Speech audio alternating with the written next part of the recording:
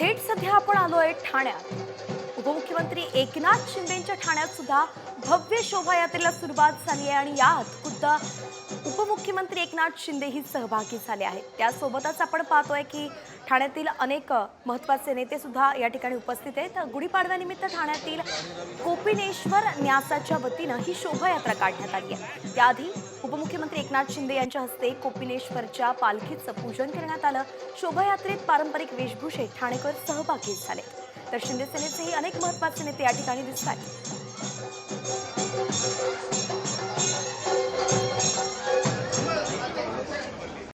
Comscore नुसार आता isakal.com आहे देशातील नंबर 1 ची मराठी न्यूज वेबसाईट. प्रत्येक अपडेटसाठी isakal.com ला नक्की भेट द्या.